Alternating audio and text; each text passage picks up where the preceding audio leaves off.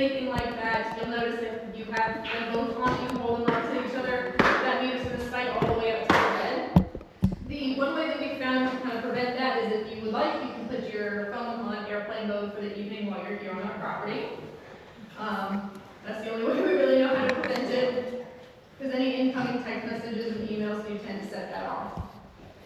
The other thing is that staff members, we do have radios. Sometimes these will make those spike. So just be cautious that if you're near one of us, we can't really turn these off. We do use them to communicate for safety reasons. But if we're communicating on those and your meter's going off, just keep that in mind.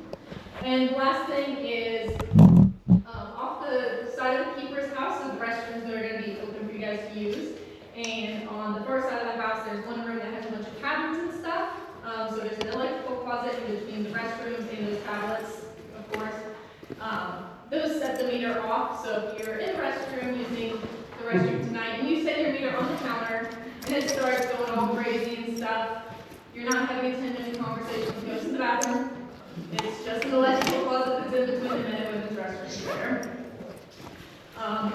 One tip for using these tonight is that we do suggest you stick to yes and no questions when you're trying to interact with the spirit.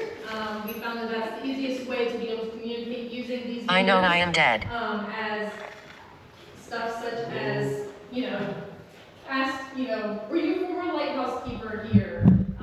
Did you die on the property? Some of those questions kind of lead you, and it'll spike up to that higher reading of the red if it's a yes or a no, depending on the question you ask. Try and steer clear from open-ended questions such as, what's your favorite color?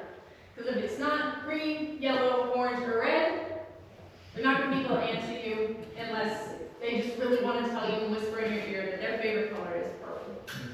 I don't know for a fact if that's any of our ghosts' favorite color, but Anyway, so that's a quick information about those and how you'll use those this evening on our property. Great.